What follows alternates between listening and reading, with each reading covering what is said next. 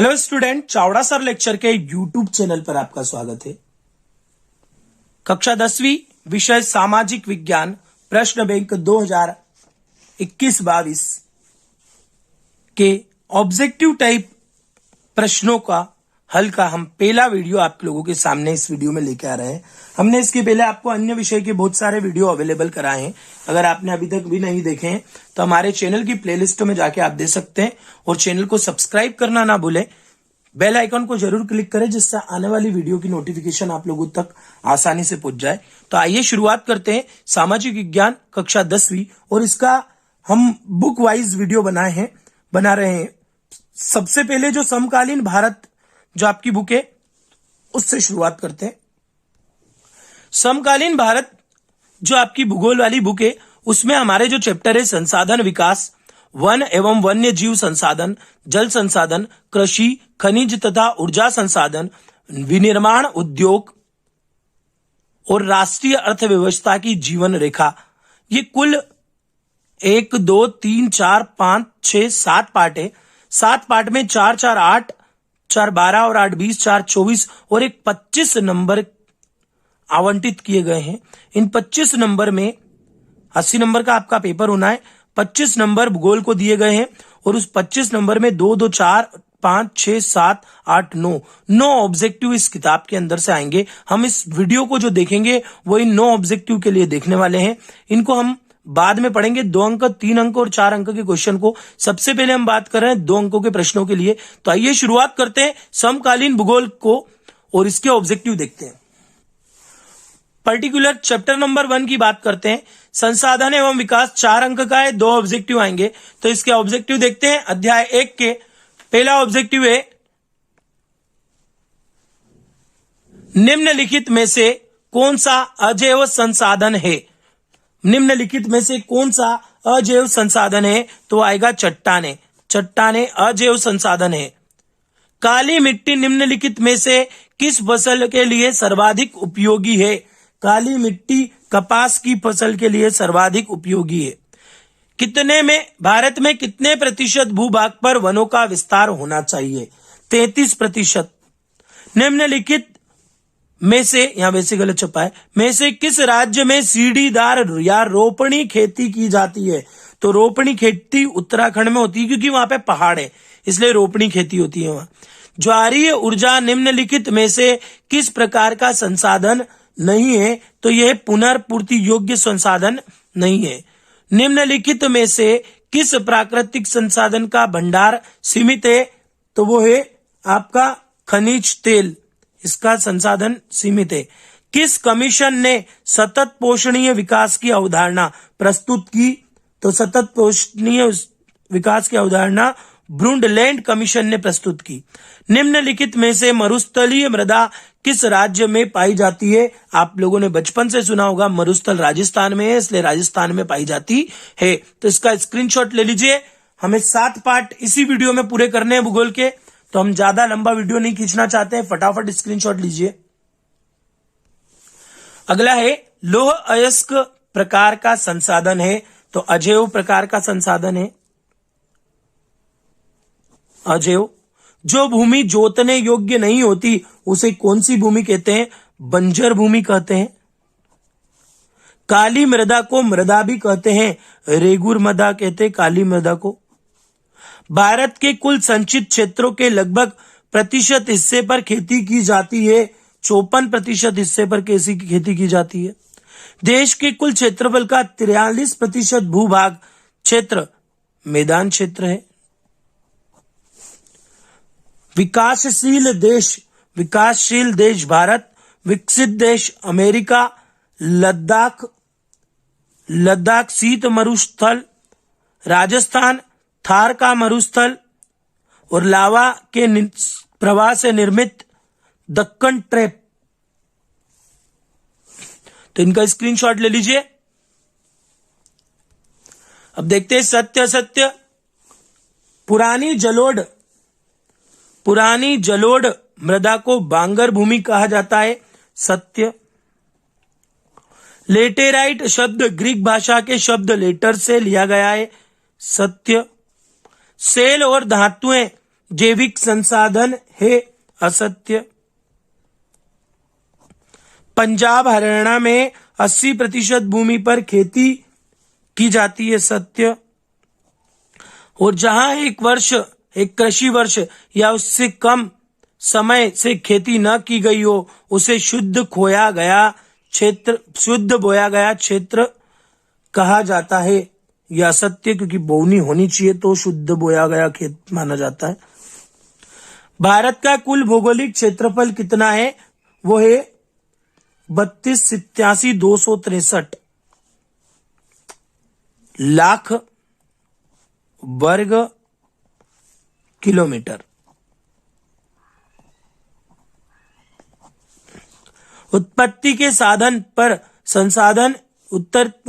आधार पर संसाधन कितने प्रकार के हैं? 2 प्रकार के। प्रथम अंतर्राष्ट्रीय पृथ्वी सम्मेलन कहाँ हुआ? रियो डी जेनेरो में। रियो डी जेनेरो ब्राजील के शहर का नाम है, Janeiro, Rio de Janeiro, Brazil.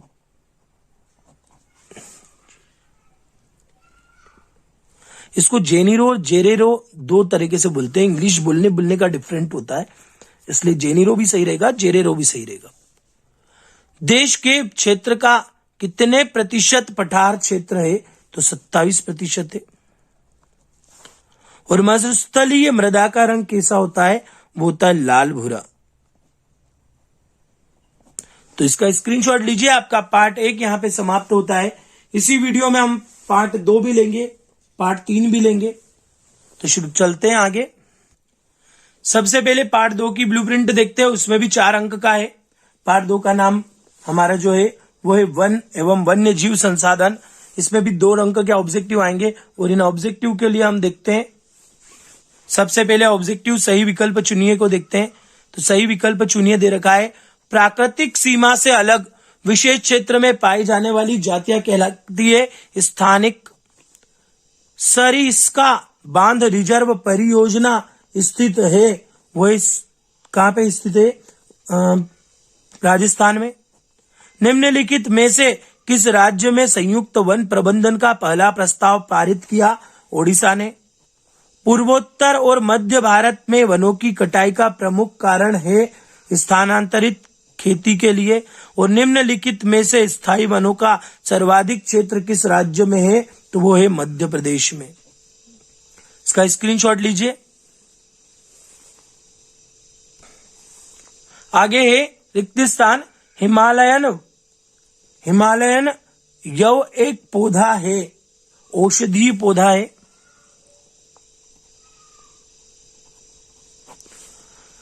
Bharat में सघन वन क्षेत्र प्रतिशत है, तो भारत में सघन वन क्षेत्र प्रतिशत है 12.2। छोटा नागपुर क्षेत्र में मुंडा और संथाल जनजातियों और कदम्ब के पेड़ों की पूजा करते हैं। कौन करते हैं? महुआ लोगों करते हैं, महुआ जाति के लोगों। महुआ और कदम्ब, माफी चाहूंगा, जो जनजातियां होती है मुंडा और संथाल जनजातियां, वो महुए के पेड़ की और कदम्ब के पेड़ की पूजा करते हैं। बांधवगढ़ राष्ट्रीय उद्यान कहां पे है? मध्य प्रदेश में। पश्चिम बंगाल में टाइगर रिजर्व डोलामाइट के खनन के कारण गंभीर खतरे में है। ये और आपका आएगा बक्सा टाइगर रिजर्व। काला हिरण संकटग्रस्त। एशियाई हाथी सुबेद। अंडमान जंगली सुअर स्थानिक। हिमालयन भूरा भालू यह आएगा दुर्लभ। और गुलाबी सिर वाली बतख ये लुप्त। इसका स्क्रीनशॉट ले लीजिए। इसके आगे देखते हैं इसके सत्य असत्य। तो वन पर सभी जीव निर्भर करते हैं, सत्य। भारतीय वन जीव अधिनियम 1972 में लागू हुआ, सत्य। पेरियार बाघ रिजर्व परियोजना केरल में स्थित है। सत्य। सुंदरवन राष्ट्रीय उद्यान उत्तराखंड में स्थित है। असत्य। और आरक्षित वनों को सर्वाधिक मूल्यवान माना जाता है। सत्य। भूमि पर रहने वाला सबसे तेज स्तनधारी प्राणी कौन सा है? तेंदुआ। भारत का कितने प्रतिशत राष्ट्रीय जल क्षेत्र प्रदूषित है? 70%। स्लैश और बर्न किससे संबंधित है? स्थानांतरित खेती। विकासशील देशों में पर्यावरण विनाश का मुख्य दोषी किसे माना जाता है? औद्योगिकीकरण। टिहरी में किसानों द्वारा किए गया आंदोलन का नाम? चिपको आंदोलन।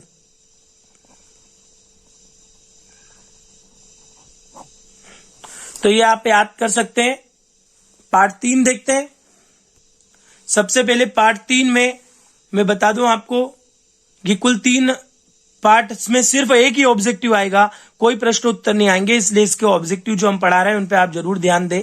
तो पार्ट 3 के ऑब्जेक्टिव देखते हैं। सबसे पहले हीराकुंड किस बांध पर बना है? तो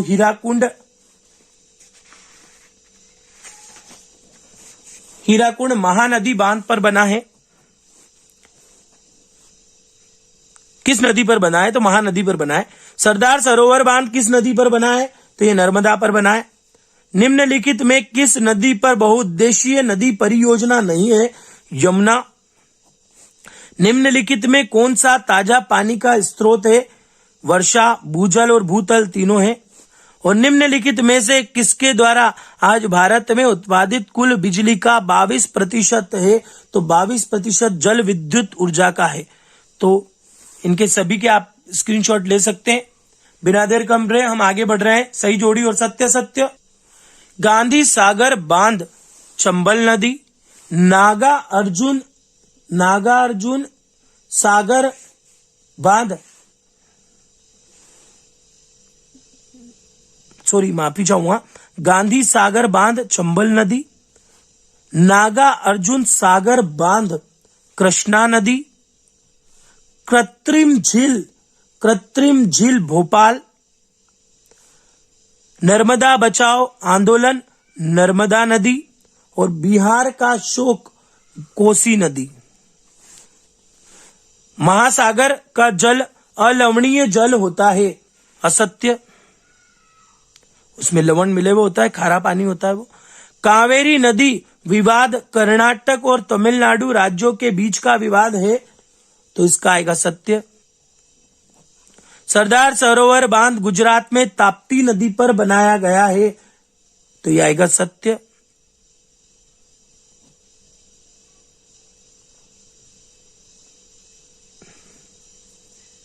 सरदार सरोवर बांध गुजरात में ताप्ती नदी पर बनाया गया है, तीसरा ये असत्य आएगा। और इसके पहले भी मैंने आपको नर्मदा नदी सरदार सरोवर बांध पे बताई थी, तो वो सत्य है। ठीक है, इसके बाद देखते हैं प्राचीन भारत में चंद्रगुप्त मौर्य के समय वृहद स्तर पर बांध, झील और सिंचाई तंत्रों का निर्माण किया गया। सत्य। पंडित जवाहरलाल नेहरू ने बांधों को आधुनिक भारत के मंदिर कहा, यह भी सत्य है। तो इनका स्क्रीनशॉट आप लोग ले लीजिए। इसके आगे देखते हैं। एक वाक्य में उत्तर दे रखे हैं। भारत में कुल कितना प्रतिशत जल विद्युत से प्राप्त होती है? विद्युत, तो 22% हमने अभी हाल पढ़ा। भारत में सतलुज व्यास बेसिन पर कौन सा बांध बनाया गया? तो भाखड़ा नांगल बांध। बंगाल का शोक किस नदी को कहा जाता है? कोसी नदी। कोयना बांध किस राज्य में स्थित है? महाराष्ट्र। सरदार सरोवर बांध परियोजना कितने राज्यों की संयुक्त परियोजना है? 4। और बहुउद्देशीय परियोजना का कोई एक उद्देश्य लिखिए। बाढ़ रोकना और सिंचाई। तो इनका स्क्रीनशॉट ले लीजिए। हम इसके बाद देखते हैं अध्याय 4 कृषि। सबसे पहले अध्याय 4 की ब्लूप्रिंट देखते हैं। इसमें 3 अंक का है, 2 ऑब्जेक्टिव आने हैं और 1-2 नंबर का प्रश्न आना है। मतलब यहां पे कुछ गड़बड़ छपी है, 4 अंक का होगा ये। 2 ऑब्जेक्टिव अगर आएंगे तो 4 अंक का होगा। हम मेन ब्लूप्रिंट में आपको मैंने बताई थी, वहां से देख लेना इसको। 3 अंक का है, 1 ऑब्जेक्टिव है इसमें और 2 अंक का प्रश्न है। ये 1 आएगा यहाँ पे, 1 ऑब्जेक्टिव 2 अंक का प्रश्न। तो आइए इसके भी देखते हैं ऑब्जेक्टिव। सबसे पहला, निम्नलिखित में कौन सी उस कृषि प्रणाली को दर्शाता है जिसमें एक ही फसल लंबे चौड़े क्षेत्र में उगाई जाती है? उसको क्या कहते हैं? तो उसको कहते हैं बागती खेती, बागती कृषि। निम्नलिखित में से कौन सी रबी की फसल है? आपको अच्छे से पता होगा, गेहूं। अभी रबी का ही समय चल रहा है। निम्नलिखित में से कौन सी एक फलीदार फसल है? तो कौन सी फलीदार फसल है? दालें जितनी भी होती है सब फलीदार फसल होती है। भारत की कितनी जनसंख्या कृषि कार्यों में संलग्न है? भारत की 2/3 जनसंख्या कृषि कार्यों में संलग्न है। निम्नलिखित में से भारत की मुख्य खाद्यान्न फसल है चावल। सबसे ज्यादा उगाया जाता है, खाया भी जाता है। रोपण कृषि के द्वारा चाय, कॉफी, रबड़ इत्यादि का रोपण किया जाता है। बिल्कुल सत्य है। और 2015 के आंकड़ों के आधार पर भारत चाय का सबसे बड़ा उत्पादक देश है। तो बिल्कुल सत्य है। वैसे भारत में चाय ज्यादा ही पीते हैं अपन लोग, इसलिए ये सत्य है। नोट कीजिए, इसको स्क्रीनशॉट लीजिए। आगे का देखते हैं। कपास, जूट और प्राकृतिक रेशम भारत में उगाई जाने वाली रेशेदार फसलें हैं। तो कपास, जूट, प्राकृतिक रेशम भारत में उगाई जाने वाली रेशेदार फसलें हैं। तो ये सत्य है। भारत कृषि 60% लोगों की आजीविका है। असत्य। चाय की झाड़ियों को उगाने के लिए वर्ष भर कोशम, नम और पाला रहित जलवायु की आवश्यकता पड़ती है। ये सत्य है। भारतीय जनसंख्या का मूल आधार क्या है? भारतीय जनसंख्या का मूल आधार है कृषि। देश के किन राज्यों में चावल की 2 या 3 फसल ली जाती है? तो देश के किन राज्यों में चावल की 2 या 3 फसल ली जाती है? तो वो पश्चिम बंगाल आएगा। भारत का सर्वाधिक जूट उत्पादक राज्य कौन सा है? तो भारत का सर्वाधिक जूट उत्पादक राज्य जो है वो है हमारा पश्चिम बंगाल ही है।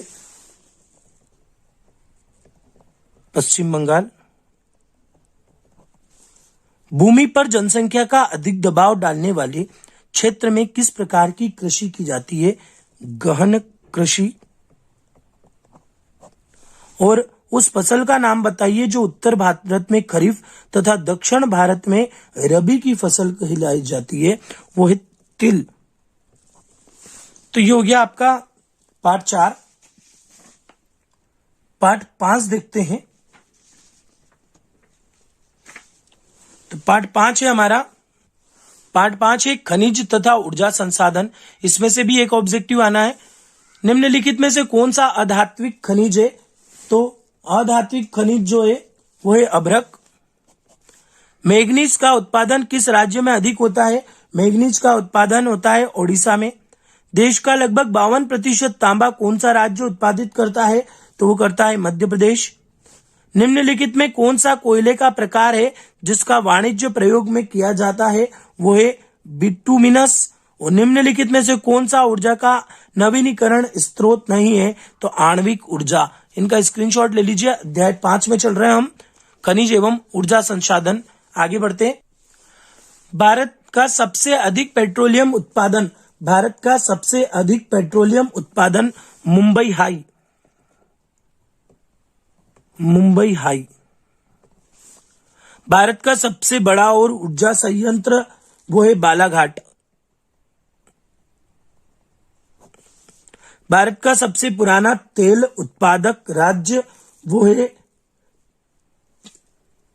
भारत का सबसे पुराना तेल उत्पादक राज्य, माफी चाहूंगा यहां पे भी बालाघाट नहीं आएगा। भारत का सबसे बड़ा सौर ऊर्जा संयंत्र जो है वो भुज के निकट माधोपुर में है। भुज के निकट माधोपुर। भारत का सबसे पुराना तेल उत्पादक राज्य असम। कोयला उत्पादन में भारत का स्थान 5वां।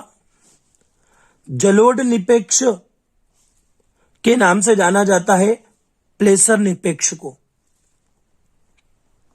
प्लेसर निक्षेप। ऊर्जा का परंपरागत साधन कोयला, तांबा, बालाघाट, दंत मंजन, टिटेनियम, अभ्रक निक्षेप, वायगा छोटा नागपुर का पठार और मैग्नीज तीज उड़ीसा। इसका स्क्रीनशॉट लीजिए बिना देर करे।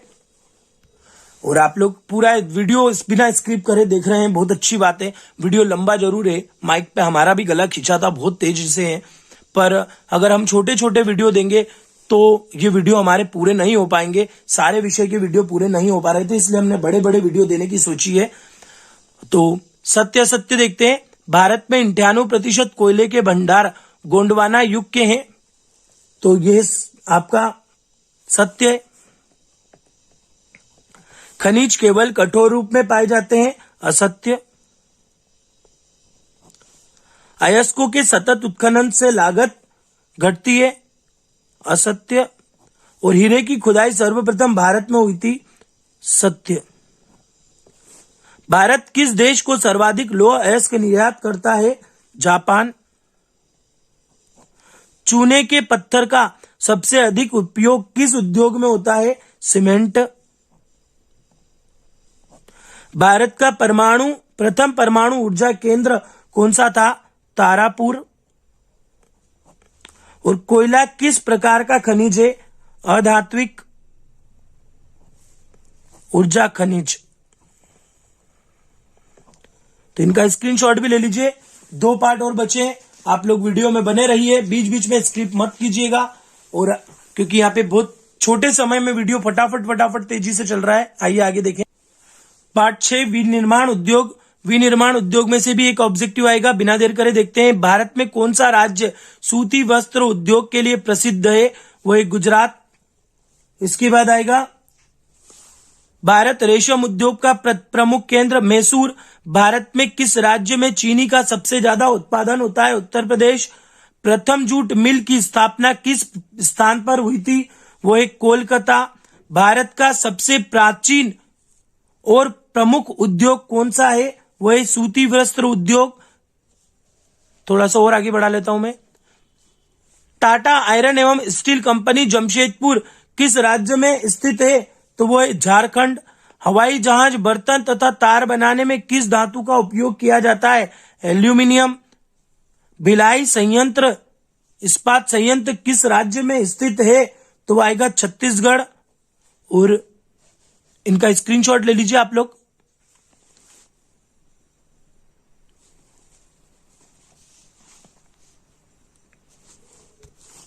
इसके बाद है विश्व में जूट निर्यात में कौन से देश पर है, भारत कौन से स्थान पर है विश्व में निर्यात के मामले में, तो वो आएगा आपका द्वितीय।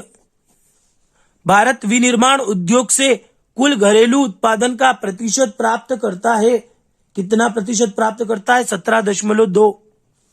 भारत में चीनी उत्पादन में विश्व में कौन सा स्थान है, दूसरा। गुजरात में कृत्रिम वस्त्र उद्योग में स्थापित किया गया, सूरत में। वस्त्र उद्योग में लोग कार्यरत है, 3.5 लाख। बाकोरो इस्पात संयंत्र सन में स्थापित किया गया था, 1972 में। तो स्क्रीनशॉट लीजिए आप लोग। आगे देखते हैं। ऑयल इंडिया लिमिटेड संयुक्त उद्योग, बजाज ऑटो लिमिटेड निजी उद्योग, कृषि आधारित उद्योग सूती वस्त्र उद्योग, सीमेंट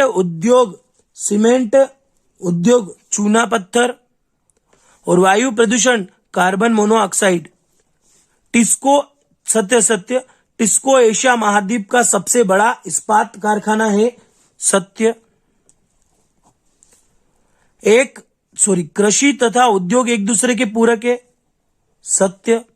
तृतीय कार्य में लगे व्यक्ति कच्चा माल को परिष्कृत वस्तुओं में परिवर्तित करते हैं। असत्य, क्योंकि सेवाएं देते हैं तृतीय क्षेत्र में लगे हुए लोग। भारत जापान को सूत निर्यात करता है। सत्य।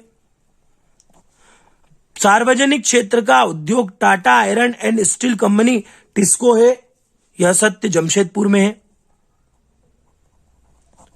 भारत में चीनी की मिलें सबसे अधिक उत्तर प्रदेश राज्य में है। सत्य। और उर्वरक बनाने के लिए कच्चा माल लोहा अयस्क कोयला चूने का उपयोग किया जाता है। तो यह असत्य है। इसका स्क्रीनशॉट ले लीजिए। इसके बाद देखते हैं एक वाक्य में उत्तर। स्वामित्व के आधार पर उद्योगों को कितने वर्गों में बांटा गया है? 4। आधारभूत उद्योग किस उद्योग को कहा जाता है? लोहा इस्पात उद्योग। सूती वस्त्र निर्माण उद्योग के कोई 2 प्रमुख शहरों के नाम लिखिए। अहमदाबाद और मुंबई।